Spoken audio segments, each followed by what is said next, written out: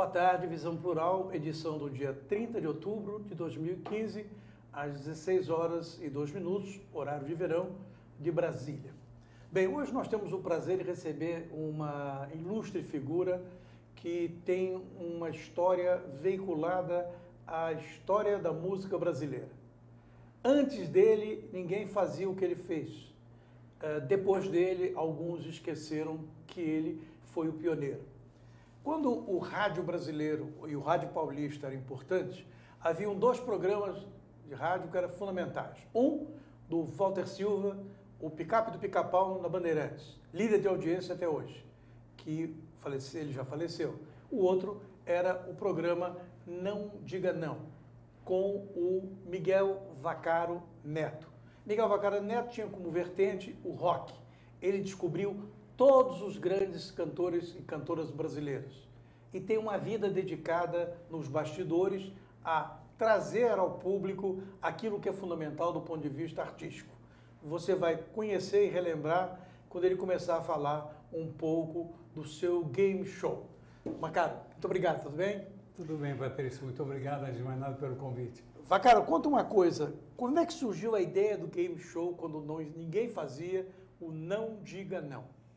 Foi curioso, Patrício, porque eu trabalhava, na época, na Rádio Bandeirantes e na Rádio América. Na Rádio América eu tinha um programa à noite chamado Estúdio V, que era o V de Vaccaro e V da Varig, que era quem patrocinava. Patrocinador sempre tem que ter um gancho. E tinha programa na Rádio Bandeirantes, assim como Paradinha da Augusta, que eu fazia assim, uma apresentação direta da Augusta sobre os sucessos da música na época, tipo Hit Parade.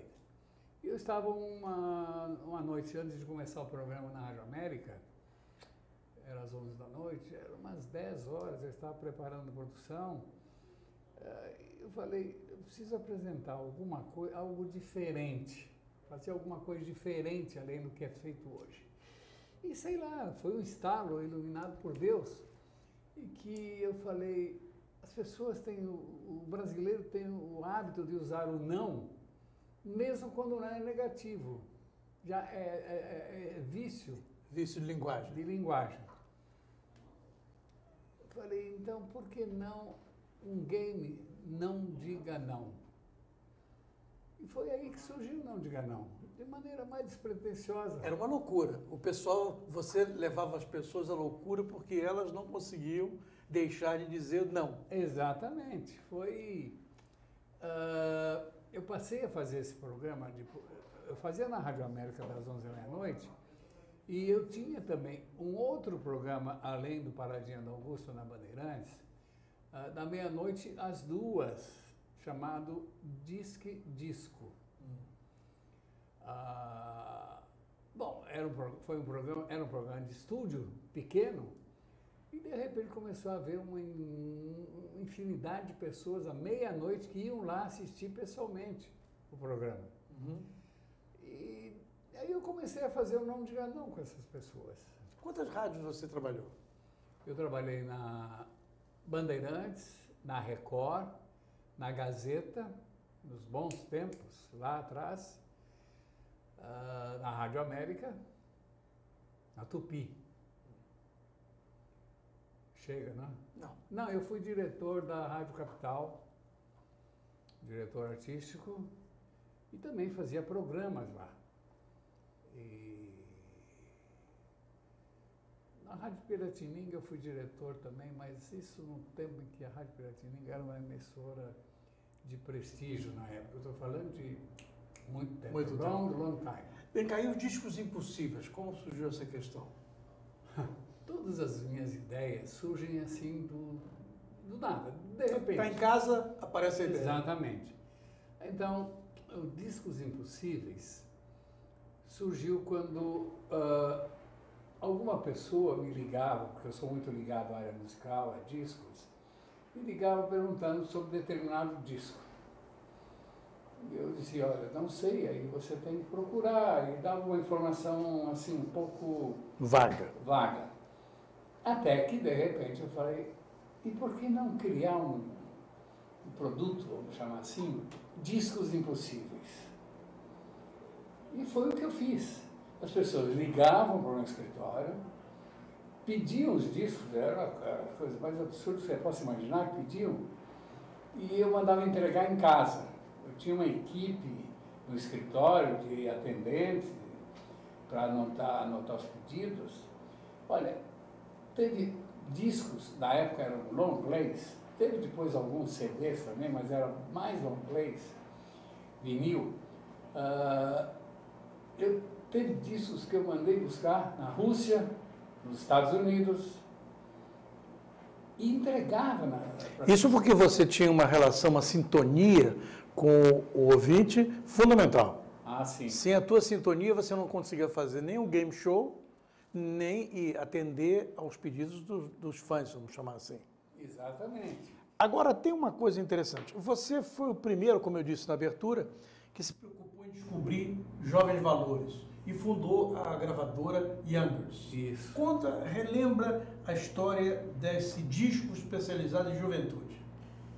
Bem, só voltando um pouquinho, o Discos Impossíveis foi um sucesso comercial tão grande que a revista Veja publicou 2 páginas, fez uma entrevista comigo, 2 páginas. Depois, a revista Época também fez. Sobre a minha gravadora Young, também surgiu assim de repente. Eu tinha um programa, eu esqueci de falar, na Jovem Pan, na Pan-Americana. Antes de chamar Jovem Pan. Exatamente, que era na Rua Riachuelo. E lá as pessoas iam assistir também. E de vez em quando alguém com um instrumento, com um violão, qualquer coisa, uma guitarra, para ver se eu podia fazer alguma coisa por ela. Quando começou a se aproximar muita gente, e gente boa, falei, por que não montar uma gravadora? Um selo, um label.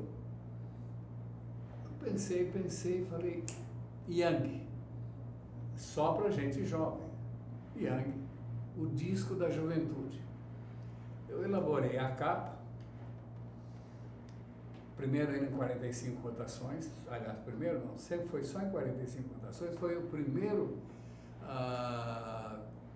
sistema de gravação, de impressão das letras das músicas na contracapa. Uhum. Não havia isso ainda. Hoje, depois as gravadoras passaram a seguir a minha sugestão. Aí começaram a surgir pessoas, que eu comecei a chamar através do meu programa, tanto na Pan-Americana, na Jovem Pan, quanto na Record, pessoas jovens, tivessem alguma habilidade artística. E aí começaram a aparecer vários, dentre eles um que, Demetrios. Eu ia lembrar do Demetrios. O Demetrios, incrível. Irmão da Celi Campelo. Não, irmão da Celi era o Tony Campelo. Ah, Tony Campelo, confundi. Exato. O Demetrios, ele foi lá como autor de uma música, Hold Me So Tight. Ele com o Hamilton de Jorge. Ele cantou no estilo muito Elvis. Tinha a maneira de se apresentar como Elvis. Falei, ele estaria um bom. Claro que depois desses surgiram outros, além do Hamilton de Jorge, que era um grande compositor, tinha uma voz extraordinária.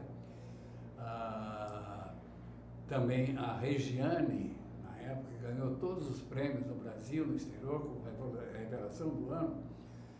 Ela gravou, dentre outras músicas da minha gravadora Young, I Am Yours, que, meu Deus do céu, não houve quem conseguisse igualar a ela a qualidade de interpretação, a voz. Uhum. Teve o grupo Teenagers. Teenagers, lembro. Teve, meu Deus, Jet Black. Foi esse pessoal que você levou para fazer a caravana no interior de São Paulo? Você sempre fez? Olha, era mais gente, que me perdoe se estão nos assistindo, porque eu não vou me lembrar de todos. Claro que não. Mas do garoto de olho azul que eu vejo, que você descobriu no Santa Cruz. Bom, essa é outra história. Essa é outra história. Então fala desse homem que você descobriu e que hoje é considerado um grande compositor brasileiro. Bem, eu comecei a levar uma caravana com os meus vamos dizer, os artistas. Eu não era empresário. Tem novos artistas. Eram artistas da minha gravadora Yang. E nessa caravana, uma das vezes eu falei, vamos até o Colégio Santa Cruz, apresentar um show lá e ver se surge alguém bom. Só para o espectador de hoje, fazer encontros musicais em colégios era uma forma de a garotada se introduzir no meio artístico brasileiro. O Serginho Groisman fazia isso no Equipe. Né? Outros faziam, outros muito depois. Eu estou só lembrando que era normal as pessoas fazerem uma relação entre espetáculo musical e colégios. Só para lembrar as pessoas que isso era uma coisa inovadora, mas ao mesmo tempo que era bom para o colégio, era bom para quem fazia e daria interação entre as pessoas que estavam surgindo e não tinham onde se apresentar. Não é? Exatamente. Nessa vez, no Colégio Santa Cruz, eles tinham, não sei, deve ter ainda um auditório, uma espécie de teatro. E eu levei o meu pessoal, todos eles fizeram show, foi um sucesso, e eu ficava na coxia, que a gente chama coxia atrás do palco, coordenando os movimentos, a entrada e saída de um outro. E num canto estava um rapaz com um violão, ele estava dedilhando um violão num dos intervalos. Achei assim, uma voz estranha, um som bonito, uma música bonita, me chamou a atenção. Eu fui conversar com ele, ele era muito tímido, não sei, acho que ainda continua tímido. Continua tímido. Conversamos, eu falei, gostei da sua apresentação. Não, mas eu não quero me apresentar. Eu falei, não, vamos fazer diferente. Eu gostaria de marcarmos, se você puder ir à minha casa, eu gostaria de falar melhor com você e de orientá-lo de alguma maneira. Eu acho que você tem qualidade. Aí marcamos. Na ocasião, minha noiva, Ana Helena, posteriormente minha esposa, hoje minha amiga, vibrou com essa informação, com o que eu comentei. Ele esteve em casa e durante 3 meses, mais ou menos, não lembro bem, 3, 6, 4 meses, ele ia toda semana para mostrar suas músicas, dedilhar o violão. E eu ensinava a ele, vamos dizer assim, a postura no palco, olhar para frente. Ele tinha mania de cantar assim, de cabeça baixa, de receio de olhar, tímido como era. E assim foi durante alguns meses, até que um dia eu falei, bom, ele está pronto para entrar no cenário. Eu organizei um show no auditório da Rádio América. Eu não fazia programa de auditório, mas nesse dia eu usei o auditório da Rádio América, convidei críticos especializados em música, personalidades e alguns convidados especiais. E antes de apresentar esse rapaz, eu levei, logicamente, o meu pessoal, da Yang, e tinha desde os Jet Blacks, The Rebels e todos eles. No final, eu deixei para apresentar esse rapaz. Eu não falei o nome dele na época ainda. Ele foi, se apresentou, cantou, foi muito aplaudido. Cantou o que, você lembra? Foi Pedro Pedreiro. Pedro Pedreiro? Isso, foi Pedro Pedreiro. Depois a banda? Não, a banda foi posterior. Posteriormente. Foi posterior. Aí eu anunciei o nome desse rapaz, é Chico Buarque de Holanda. Levei a gravadora, eu dirigia, além da Yang, eu tinha Yang, minha propriedade, eu era diretor artístico, aliás, fui posteriormente, porque na época a editora Fermata, ela era editora só de papel, música no papel. Eu falei para o meu sócio na ocasião, Lebendiger, Henrique Lebendiger, falei, Lebendiger, você tem todas as músicas de sucesso no mundo inteiro, vamos pôr isso em disco, transformar em gravadora. E aí eu criei o selo Fermata, que não havia. Aí teve depois história de Festival de São Remo, mas é outra coisa. Essa depois eu vou perguntar. Então, aí eu falei um dia, depois de criar a Fermata, onde eu lancei Bob Rydell, o Haligali, o Twist. Eu falei, olha, tem um rapaz que eu acho que vai ser um grande sucesso. Vamos fazer um contrato com ele. Aí fizemos um contrato. Eu preciso dizer a você que depois disso, ele estourou com a banda no Festival da Record. Mas ele já era contratado nosso, descoberto por mim num dos meus programas que eu contei. Por que você é um dos poucos profissionais do setor que sempre antenou a sua participação artística com o que estava acontecendo lá fora? Isso. Você sempre viajou muito? Muito. Muito. E foi você, uma dessas viagens, que você ouviu e descobriu e trouxe para o Brasil os Beatles. Isso. Conta essa história. Bem, eu, como você acabou de falar, eu viajava muito à Europa e Estados Unidos. E numa das vezes eu estava em Londres, exatamente quando foi feito o lançamento dos Beatles.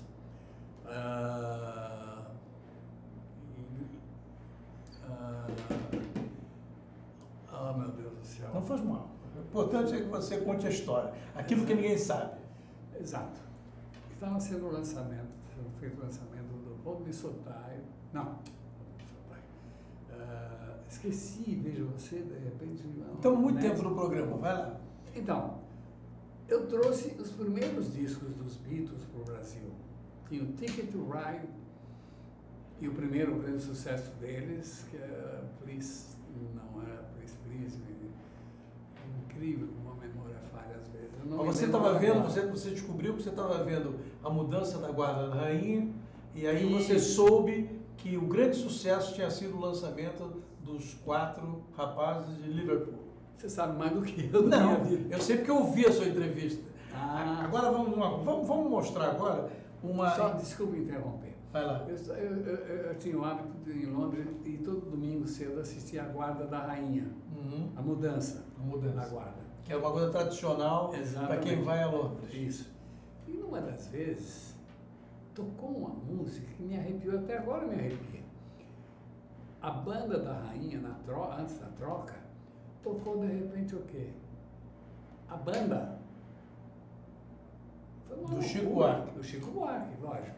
Foi uma loucura. Eu me arrepio até hoje quando eu lembro. E foi exatamente quando os Beatles surgiram. Eu falei, esse grupo no Brasil vai ser uma loucura também, como está sendo aqui. E trouxe os primeiros discos dele, dos Beatles. E lancei pelos meus programas. Eu não preciso dizer o resto, porque todo mundo sabe. Todo mundo inteiro sabe. Exatamente. Vamos mostrar um vídeo que o Miguel Vaccaro Neto tem no encontro que ele fez com o Gerry Adriani, que é muito interessante a conversa dele. Era num restaurante que você fazia, né? Normalmente eu fazia em restaurante. Nunca em estúdio. Aliás, eu fiz em estúdio, acho que 1 ou 2 programas até hoje. A conversa dele com o Gerry Adriani, que é um rapaz de grande qualidade e que as pessoas, às vezes, por preconceito, acabam não ouvindo. Vamos lá, Gerry Adriani com Miguel Vaccaro Neto.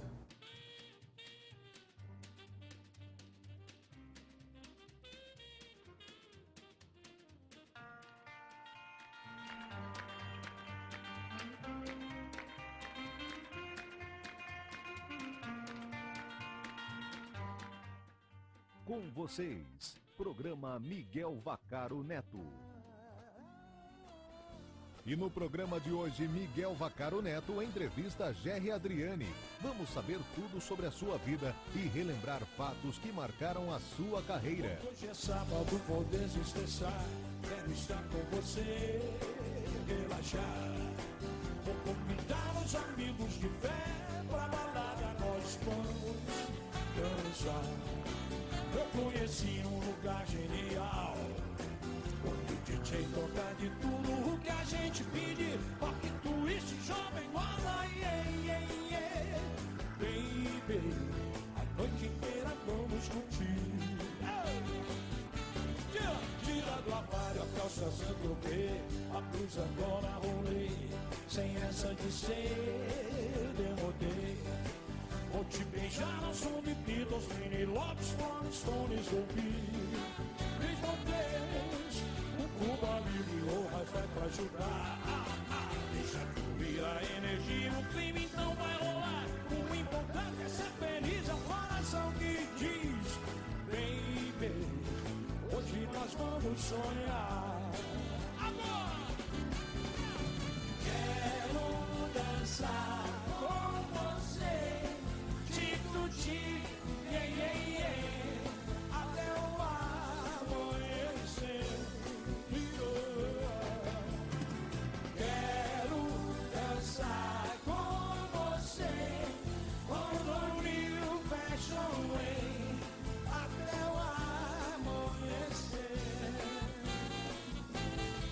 Sei que a magia é excitante, que dessa noite pelo tempo irá nos transportar ao som de mamas and de papas, John Rivers, Bob Dylan, vamos recordar um beijo quente, transcendente esse momento.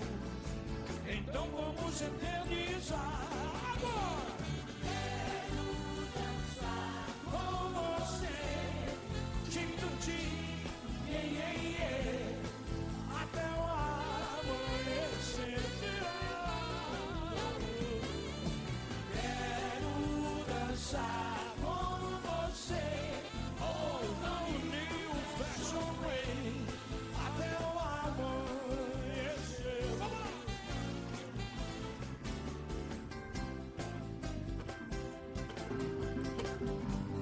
Vamos lá, Miguel! Vamos lá! Que nem no Lancaster, hein? Quero dançar com você, tic-tic, yeah, yeah, yeah, até o amanhecer. Quero dançar com você, oh, no New Fashion Way, até o amanhecer.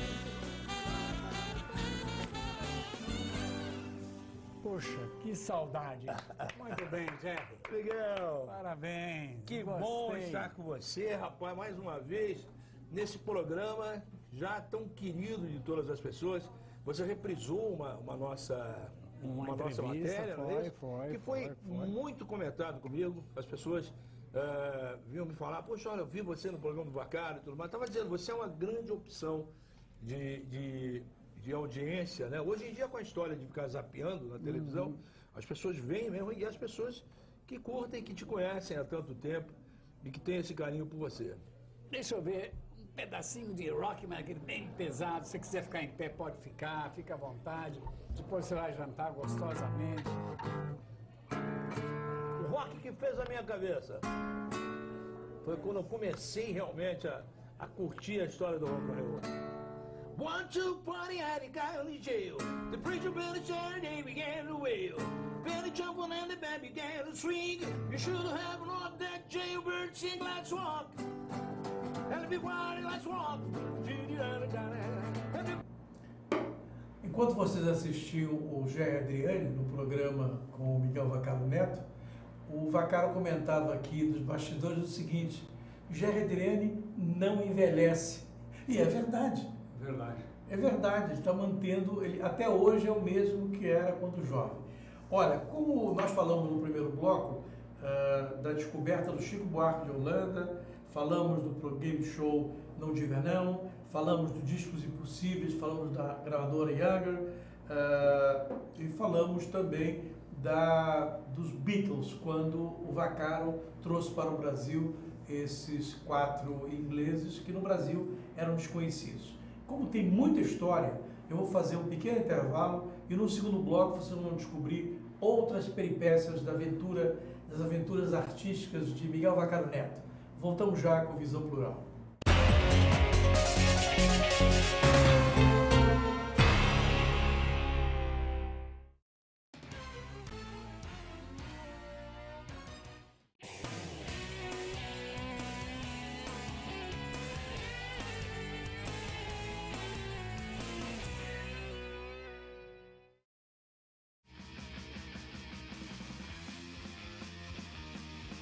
Olá, eu sou João Carlos Bondan e apresento aqui na UTV toda segunda-feira, a partir das 14 horas, o programa Saúdes, com o apoio da Quantum Bio. Falamos das medicinas ancestrais, como a acupuntura, que é a minha especialidade, mas também de medicina quântica, biorressonância, biofísica, para a qualidade de vida e saúde. Venha com a gente toda segunda, às 14 horas, aqui na UTV.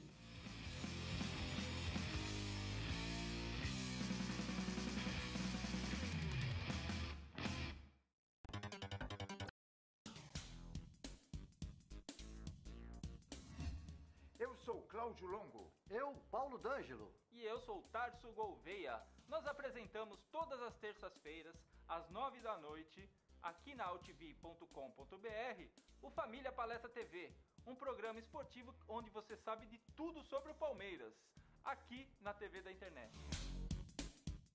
Olá, eu estou aqui para tocar sua consciência.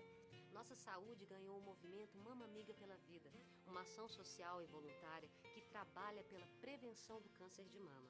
Esse trabalho leva informação às mulheres, apoio e um toque de carinho, com campanhas como a Rede de Pontos de Prevenção e o modelo Mama Amiga, que ensina a identificar possíveis alterações nas mamas. Para saber mais, acesse e participe desse grande movimento pela vida da mulher. Na última década, os transplantes de órgãos cresceram 84%. As cirurgias cresceram 619%. E os atendimentos de urgência cresceram 627%.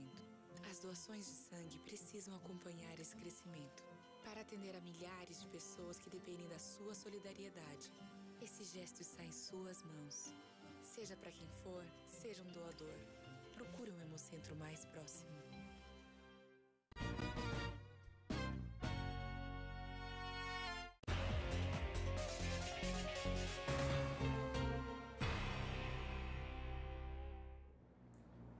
Visão Plural de hoje, do dia 30 de outubro de 2015, está tendo o prazer de receber aqui o Miguel Vaccaro Neto.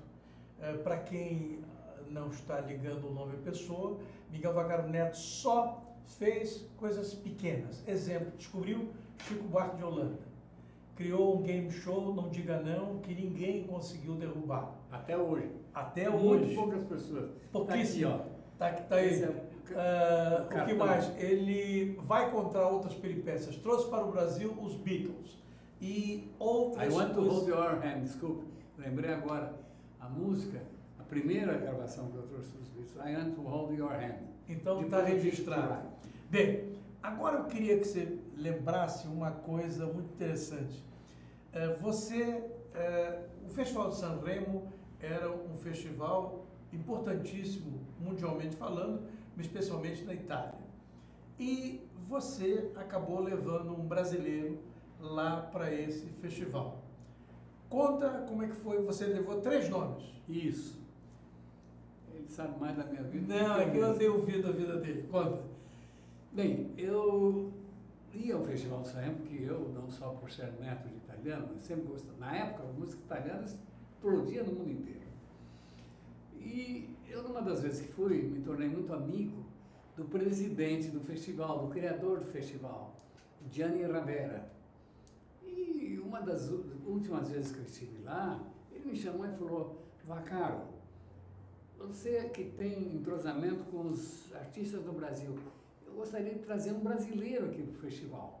Nós nunca trouxemos. Você pode me indicar algum? Falei, eu volto aqui e vou trazer a relação, sei lá, de pelo menos 3. Quando eu voltei a San Remo, eu levei discos da Elis Regina, do Zimbo Trio e de um cantor que estava explodindo aqui, Roberto Carlos. Roberto Carlos foi é tão carismático no mundo inteiro que ele ganhou o festival, ele com a música do Sérgio Endrigo, Canzone per te. Do Endrigo e do Sérgio Endrigo e o outro era o Viotti, se não me engano. Não lembro o outro. Era era autor da letra ou da música. E o Roberto Carlos foi um sucesso extraordinário no festival, tanto que ganhou. Eu transmiti na época para a TV, a Rádio Gazeta, na ocasião. Eu lembro bem que a Pan-Americana, a Jovem Pan, me furou. Quer dizer, aproveitou a notícia que eu dei pela Rádio Gazeta, que não tinha potência da Rádio Pan-Americana, Jovem Pan. E, na ocasião, assim que deu a vitória ao Roberto, imediatamente a Pan-Americana, a Jovem Pan, colocou no ar, mas não deu os créditos a mim, entendeu? Fiz a transmissão pela Gazeta. Foi o Randall Juliano, na época, que fez isso, eu lembro muito bem. E, olha, eu não preciso dizer a você do sucesso extraordinário que foi. Eu estava já... Bom, aí é uma outra história, antes do suicídio do Luiz de Tenco. É outra coisa. Mas não pode falar do Luiz de Tenco. Não, é outra etapa do Festival de San Remo. Eu fui ao festival depois, eu ia anualmente, era realizado em fevereiro ou março. Eu estava tratando de trazer o festival para o Brasil. Eu já trazia em tape, na época era o videotape, chamava-se. Fitas dessa largura, pesadíssimas, os rolos, eu trazia e transmitia por aqui o Festival de San Remo. Quando eu voltei uma das vezes, eu levei o Moacir Franco. O Moacir Franco, que primeiro levei uma audiência particular com o Papa Paulo VI. Nós fomos pedir a audiência ao Papa. Tanto que eu tenho tudo documentado em casa, fotos e os documentos que me enviaram do Vaticano, concordando com essa audiência. Estivemos com o Papa Paulo VI. De lá, nós fomos para San Remo. Assistimos o festival e na última noite, terminado o festival, no intervalo do festival, nós fomos comer uma pizza ao lado. Eu sempre adorei pizza. Fomos comer uma pizza ao lado do cassino do Festival de San Remo. Eu, Moacir, de repente na televisão, estavam transmitindo o final do festival e interromperam para dar notícia do suicídio do Luiz de Tenco, que era um grande autor. Dizem que ele se suicidou porque ele não aceitou o fato de não ter ganho o festival, mas a história verdadeira é que ele foi, vamos dizer assim, a Dalida, que era uma cantora de grande sucesso na época, que era, vamos dizer assim, o caso dele. E ela resolveu terminar com isso. E isso teria causado o suicídio dele. Ele deu um tiro na cabeça. Eu transmiti imediatamente lá do restaurante aqui para o Brasil. Para que rádio, você lembra? Para a Gazeta? Não foi para a Gazeta. Eu acho que foi para Tupi, não tenho certeza.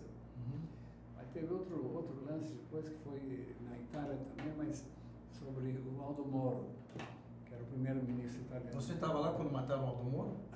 Não só estava, como eu descobri o corpo do Aldo Moro.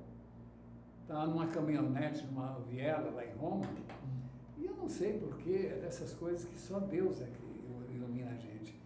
A polícia estava toda à procura do Aldo Moro, ninguém sabia dele.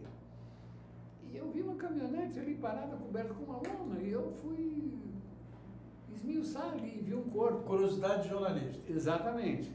A intuição, né, do jornalista. Imediatamente, a polícia veio, isto é, foi na época, e eu lembro, inclusive, que me deram uma pancada na cabeça, porque queriam abafar o caso. Mas eu acordei em tempo, fui a um telefone público e liguei para cá, para o Brasil, e transmiti a notícia do encontro do Aldo Moro, primeiro-ministro da Itália na época, que tinha sido assassinado. Só para quem não acompanhou, Aldo Moro era o primeiro-ministro italiano. Era uma época conturbadíssima entre o terror e o governo. E, segundo a lenda, Aldo Moro foi destruído porque ele queria fazer negociações políticas capazes de manter as instituições. E aí, briga entre políticos, vocês sabem como acontece, em todo lugar, não é só no Brasil, e aí mataram Aldo Moro, que era primeiro-ministro, que era um homem de grande envergadura, ligado à democracia cristã. Então, tivemos aqui a declaração de quem achou o corpo do Aldo Moro. E transmitiu na época para a rádio. Agora, está presente na hora certa, nos lugares certos. Vamos ouvir agora o seu programa com Moacir Franco. Já que você mencionou Moacir Franco, que você levou para essa viagem à Itália, vamos ver um trecho do programa com Moacir Franco que você gravou num dos restaurantes de São Paulo. Moacir Franco com vocês agora.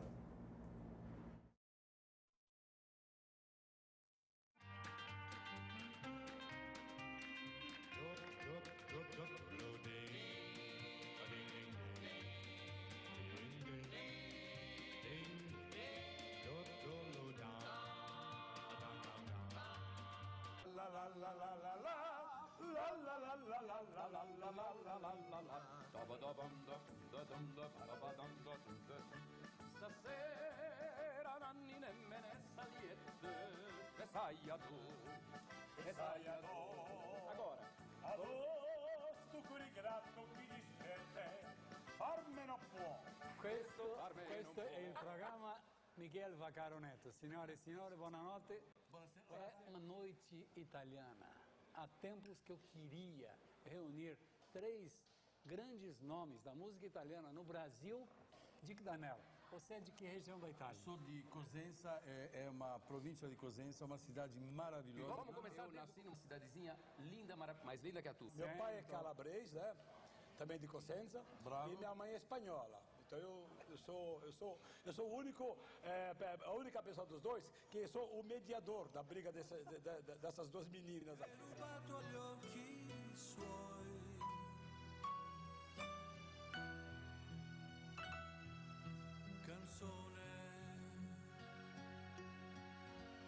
Sta piangendo anche la luna e piove. Com'è possibile che in un momento tutto finisca come per incanto? Mi lasci con la tua voce e mi ripeti tutto per un tuo capriccio. Ma io non mi fidavo. Era solo sesso, ma se sia un'attitudine come l'arte in genere, e forse l'ho capito, sono qui insieme a te, e te ne vai, è decisione indiscutibile, ma sì lo so, eppure sono contento.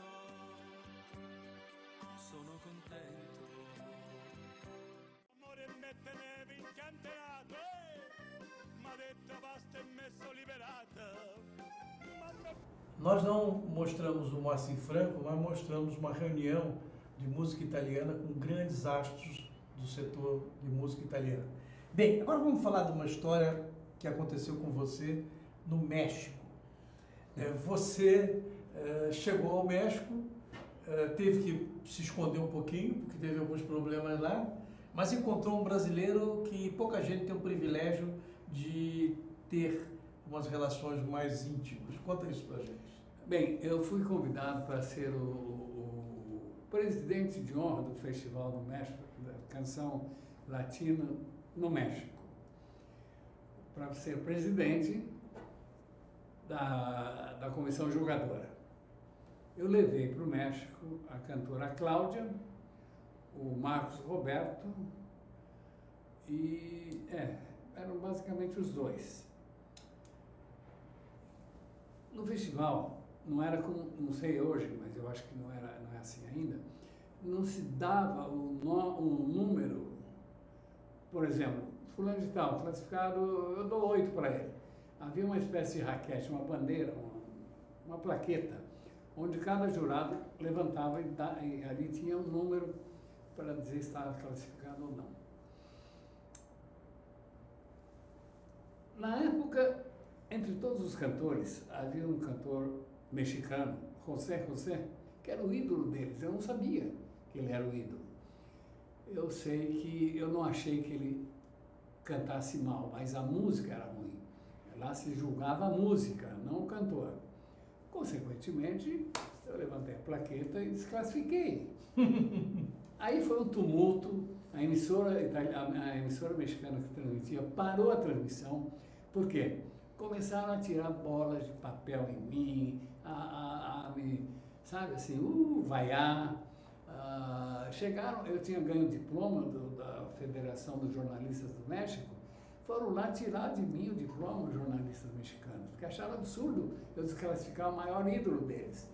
Eu lamentei, tanto que eu não pude sair de lá, terminada a noite do festival, o encerramento, que a cantora Cláudia ganhou. Marco Roberto tirou o 3º lugar. Eu não pude sair de lá porque a multidão estava me esperando na saída do teatro. Sei lá o que iam fazer comigo. Fiquei lá por umas 2, 3 horas, lá no camarim, ilhado. Até o momento que me informaram que eu poderia sair.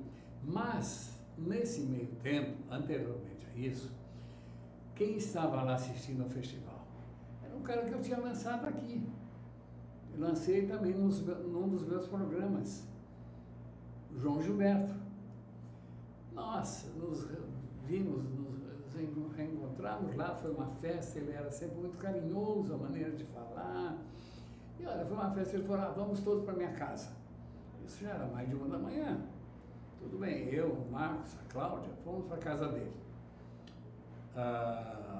Ele disse que não moravam longe de lá, fomos a pé. Caminhamos, que ele disse que gostava muito de caminhar. Chegamos à casa dele. Todo mundo cansado, com sono, querendo tomar um banho, se alimentar. Ele falou, não, agora eu vou desafiar vocês por uma coisa que eu gosto muito. E fomos até uma sala onde ele tinha uma mesa de ping-pong, fomos jogar ping-pong com ele às 4, 5 horas da manhã, Patrícia. Foi um negócio absurdo, mas foi um dos momentos mais gostosos e hilariantes da minha ida ao México. Agora, Pelé e Cosmos. Esse é um episódio interessante, porque você sempre teve um lado empreendedor, que pouca gente tem. Quer dizer, o pessoal da área artística tem muito faro, muito feeling, mas não tem o lado empreendedor. E você sempre teve o lado empreendedor. O Pelé saiu do Santos e foi jogar no Cosmos. Isso. E através dessa manobra, ele acabou recuperando a sua riqueza, que ele tinha perdido graças à manobra de um empresário, e também ele introduziu o futebol brasileiro nos Estados Unidos. E aí havia um jogo entre Cosmos, onde ele estava jogando, e o Santos, que ele jogou a vida inteira. E como é que foi essa história? Eu estava em Los Angeles, uma série de problemas, separação da esposa, uma série de problemas particulares, eu resolvi, peguei um avião, fui para Los Angeles, onde eu tenho primos, até hoje. Igor, um grande abraço se vocês estiverem nos vendo. E eu fiquei lá em Los Angeles por 2 meses, mais ou menos. Num dos dias eu estava abrindo o jornal e li, tinha uma notícia muito pequena assim, Pelé's Farewell, a despedida de Pelé do futebol. Esse jogo ia acontecer em New Jersey. Eu peguei o avião e fui imediatamente para Nova York. Procurei o presidente do Cosmos, que era da Warner. Subi até o último andar do Rockefeller Center, me apresentei à secretária do presidente, Steven Ross, e eu fui em manga de camisa. Ele me atendeu em manga de camisa, assim, também como você. E eu falei, ele é o presidente do Cosmos, eu sou o presidente da minha empresa, eu tinha uma empresa de empreendimentos aqui em São Paulo. Eu expliquei a ele o motivo da minha ida. Ele falou, bom, nós já temos muitos muitas ofertas do Brasil para transmissão pela televisão e pelo rádio, do jogo do Pelé, da despedida do Pelé. Eu voltei, nesse meio tempo, para encurtar, eu já tinha recebido telefonemas de todas as emissoras de televisão daqui, querendo que eu fizesse a transmissão em nome de uma dessas emissoras. Eu não esqueço que uma delas foi o Silvio Santos que me ligou. Além da Record, que era Paulinho de Carvalho na ocasião, Bandeirantes, enfim, de todas as que eu não lembro agora. O Silvio Santos me telefonou. Ele soube, como todos haviam sabido, que eu tinha os direitos, que eu estava adquirindo os direitos. E falou, olha, Vaccaro, eu não gosto de futebol, mas por uma questão de política, porque eu vou inaugurar a TVS no Rio de Janeiro, me interessa. Era a TV Continental? Exato, que passou depois a ser o SBT. Falou, eu não tenho interesse, mas politicamente me interessa. Como é que está a situação? Eu falei, bem, eu estou com os direitos praticamente, que eu já estava com o controle da situação. Falei, bom, se você concordar, você me aceita como sócio? Eu falei, eu estou voltando para Nova York. Eu, tudo bem, se você concordar, confiar em mim, pode fechar, não importa quanto for. Meio a meio, para ganhar ou para perder. Eu falei, tá bom. Voltei a Nova York, me reuni com o Steve Ross, e ele, o diretor internacional da área de esportes, que era um inglês, e ele falou, olha, tem muitas ofertas aqui do Brasil. Nós não vamos dizer a você qual. Eu falei, olha, quer saber? Pedi um pedaço de papel dele, rasguei e coloquei lá a minha oferta de quantos dólares eu pagaria pela transmissão. Ele abriu. Tudo bem. Você fica com os direitos da transmissão do jogo. Mas ganhei da Globo, ganhei de todas as emissoras. E a Globo já estava preparando um documentário só sobre a vida do Pelé. Aí você tem que depositar a grana? Tinha que depositar o dinheiro. Isso foi numa segunda-feira, se não me engano. Tinha que depositar até quarta-feira. Aí liguei para o Silvio. Falei, olha, fechei. É preciso que você deposite a sua parte. Eu tinha perguntado para o Steve Ross qual era o contrato, onde estava o contrato para o fechamento da negociação, do acordo. Ele falou, não tem contrato. O número da conta do Pelé no banco é que é a nossa autorização para você transmitir o jogo. Silvio, manda a sua parte. Na época que não tinha celular, tinha que ligar, exatamente. Ligação intercontinental e etc. Aí eu falei, Silvio, já praticamente no dia, ele não tinha mandado o dinheiro ainda, porque ele tinha um sócio, sei lá se ele era o dono, um sócio da Brasília, era uma loja de brasileiros em Nova York, se não me engano era sócio dele, o Abrão,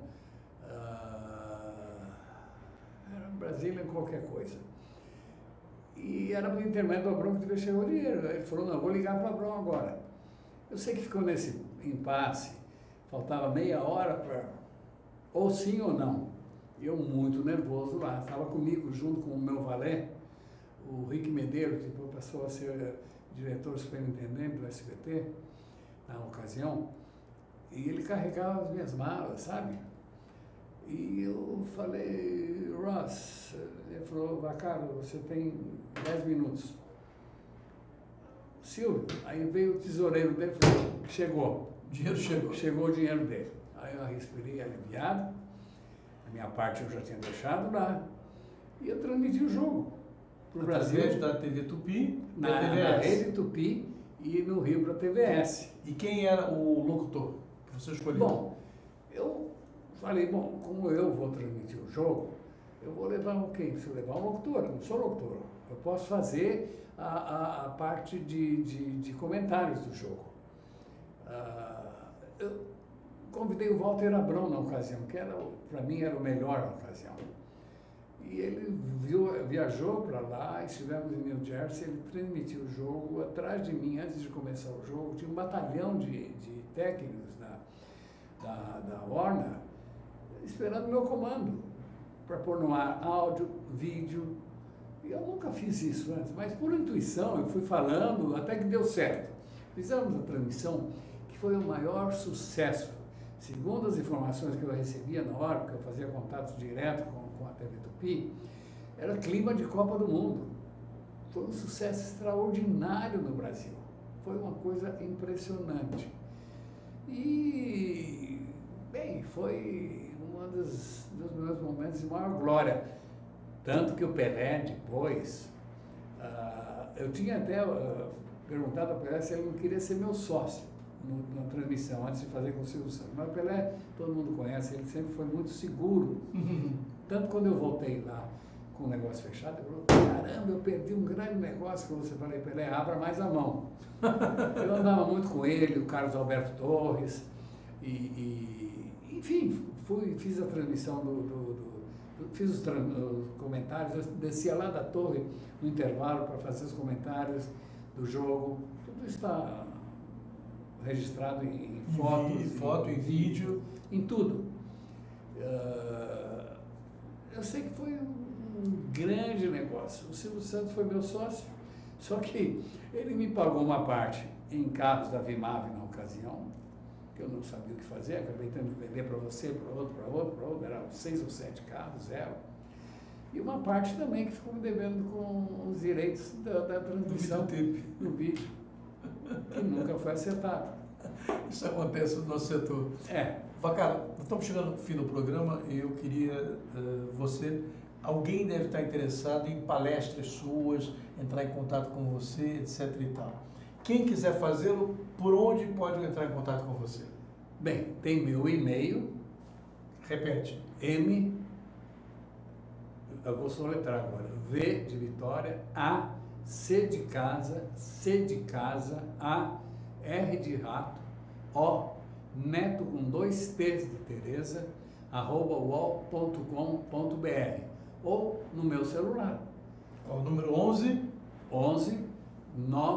991358290. Repete, por favor. 911, o código é 991358290. Antes de encerrar, que eu sei que está em cima da hora, uma das coisas que eu introduzi aqui, depois as emissoras de rádio começaram a Isso é importante, isso é importante. Como eu ia muito à Europa e Estados Unidos, eu comecei a gravar, por um estalo que me deu na ocasião, vinhetinhas, como se chama, com os artistas da época.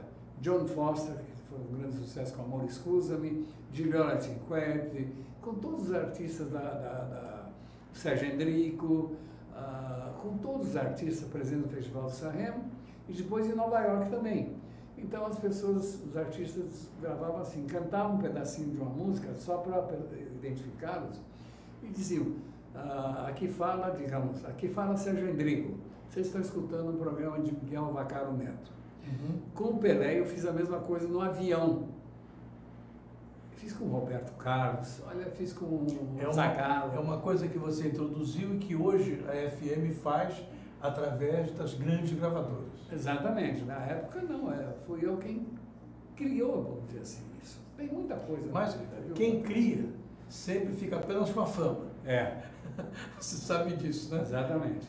Bem, nós tivemos o prazer de receber hoje Miguel Vaccaro Neto. Podem assistir o programa no YouTube/AltV, programa Visão Plural, para quem não viu a edição de hoje. E virá agora o programa HQ e Companhia, especializado em história de quadrinhos. Vaccaro, muito obrigado. Até a próximo encontro. E se você tinha alguma dúvida que como é que a música brasileira e a vida artística se transcorre, saiba que Miguel Vaccaro Neto tem um perfil que está na história da vida artística brasileira. Muito obrigado.